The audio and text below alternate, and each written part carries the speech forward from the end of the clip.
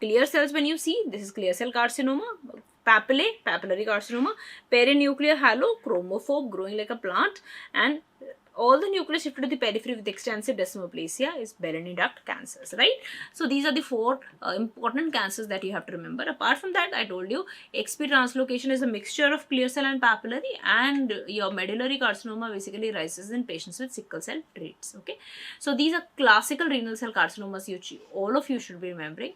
Remember, renal cell carcinomas invade renal vein, number 1. Number 2, they can present with a lot of paraneoplastic manifestations with hypertension, hypercalcemia, polycythemia being common ones. Okay, so they can present, or hepatic dysfunctions. So there are a lot of paraneoplastic manifestations that can occur with renal cell carcinoma. Apart from that, you have to remember, see, renal cell carcinoma is one tumor which usually presents with mass, pain and hematuria, but usually till the time their size doesn't become extensive, they can remain asymptomatic. So this is in contrast to one more cancer which is very important to know here, is urothelial cancer of the renal pelvis. Urothelial cancer of the renal pelvis. Now this is a cancer which occurs in the renal pelvis, and the unique point that you have to remember is this tumor cells, they arise because they arise in the pelvis. As soon as they arise, so they can obstruct the pelvis and the patient can present with hydronephrosis. So they can obstruct the pelvis and the patient will start presenting with hydronephrosis, and because they are obstructing the pelvis, they can also present with hematuria. So these are the tumors, urothelial carcinomas of the renal pelvis are those tumors which manifest very early.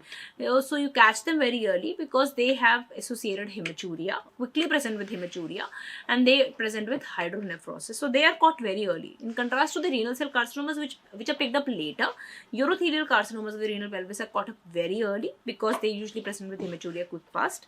And because they are urothelial carcinomas, so they usually are made up of transitional cell carcinoma. So usually they are a type of bladder cancer only. They are like transitional cell carcinoma.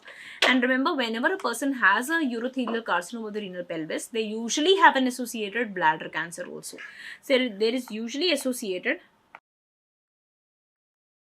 bladder cancer also. Okay, so that's another point that you have to remember. There's usually associated bladder cancer also.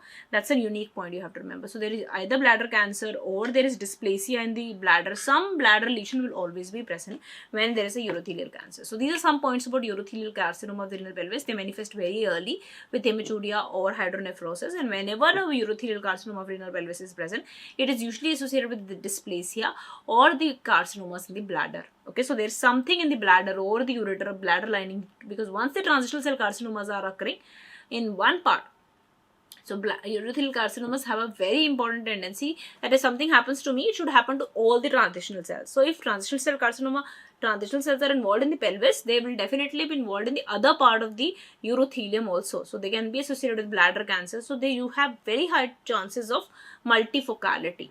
That is very, very classical of urothelial carcinoma of renal pelvis. Okay, that is what you have to remember. Right. These complete the malignant lists of the renal cell carcinoma.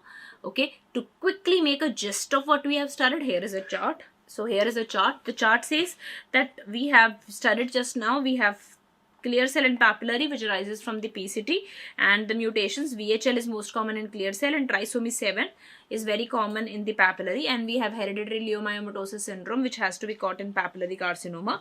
And you know that single mass multifocal sarcoma bodies are very, very characteristic here.